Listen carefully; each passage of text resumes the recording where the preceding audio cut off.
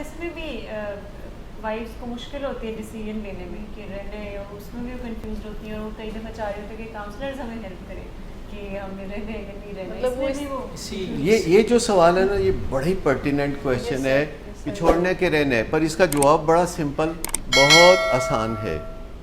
میں آپ کو بتاؤں کہ ہم جب میرٹل ریلیشن شپ میں جاتے ہیں یا اسپاؤسل ریلیشن شپ میں جاتے ہیں، اور اگر ہم نے یہ سوچ رکھا ہے کہ ہمارا لائف پارٹنر ہمیں خوشی دے گا، تو آپ کو پھر کوئی جھٹکا لگے گا.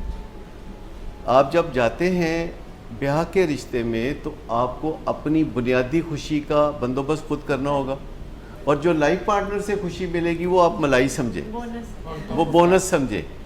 اگر آپ خوشیوں سے محروم ہیں، اگر آپ دکھی ہیں تو کبھی شادی میں نہ جائیں.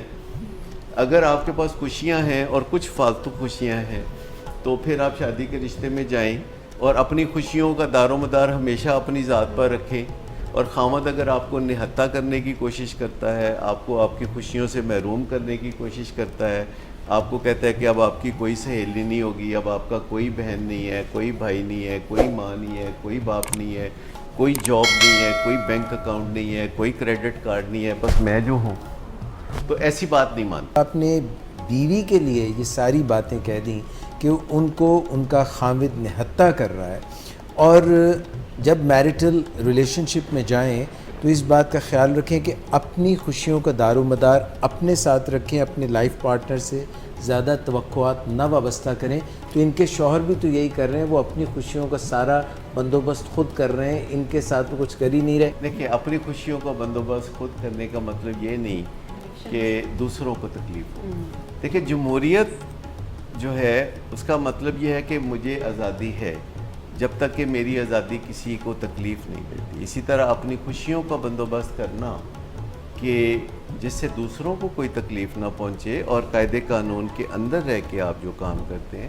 تو جب میرے پاس کوئی خاتون اس قسم کے مسئلے میں آتی ہے تو میں اس کو پوچھ لیتا ہوں کہ کیا آپ نے ایسا تو نہیں کرنا کہ آج آپ زندگی گزارنا چاہتی ہیں اس بندے کے ساتھ، اور نیکسٹ ویک آپ آ کے کہیں گی کہ نہیں میں اس کے ساتھ نہیں رہنا چاہتی، اور پھر 1 مہینے بعد آپ کہیں گی کہ نہیں میں رہنا چاہتی ہوں. آپ کے پاس بھی ایسے بہت سے کیسز آتے ہیں. تو کیا ہوتا ہے نقطہ نظر خواتین کا؟ نہیں میں نہیں رہ سکتی. سر وہ ایک ٹائم پر یہ ہو رہا ہوتا ہے کہ یہ ہمارا اس کو اس پرابلم سے نکالنا ہے اور میں ہمیشہ اس کی ہیلپ کروں گی، اینڈ دوسرے لمحے کہ it's enough and I can not leave with you, اس طرح سے. اینڈ بعض اوقات تو اس طرح کے کیسز بھی ہمارے پاس آتے ہیں کہ میں نے اس کے ساتھ رہنا نہیں ہے بٹ آپ اس کو ٹھیک کرتے ہیں. ہاں، جب ٹھیک ہو جائے گا تو میں اس کو چھوڑ دوں گی. ایگزیکٹلی. تو بندہ پوچھتا ہے کہ جب یہ ٹھیک ہو جائے گا تو آپ چھوڑ کیوں دیں گی؟ اور اگر آپ نے چھوڑ ہی دینا ہے تو پھر early the better. Good afternoon sir. Good afternoon. Sir ایک کلائنٹ بہت دیر سے آپ کا انتظار کر رہے ہیں. کیا تمہیں کس نے کہا تھا اپائنٹمنٹ دینے کو؟ سر کل شام آپ ہی نہیں تو کہا تھا. جھوٹ بولتی ہو تم. میں نے تمہیں کب کہا تھا؟ تم سب جھوٹ بولتے ہو مجھ سے. شراب نوشی کی وجہ کردار کی خرابی نہیں، موڈ کی خرابی ہے. شراب نوشی کبھی بھی نشے کی بیماری میں بدل سکتی ہے. نشے کی بیماری ہر سٹیج پر قابل علاج ہے. مدد حاصل کیجیے کیونکہ وہ ایسا نہیں کرے گا. ولنگ ویز سے مدد حاصل کیجیے، کہیں سے بھی مدد حاصل کیجیے، لیکن فوری مدد حاصل کیجیے. جس معجزے کے انتظار میں آپ نے بہت دیر کر دی اب وہ دستک دے رہا ہے.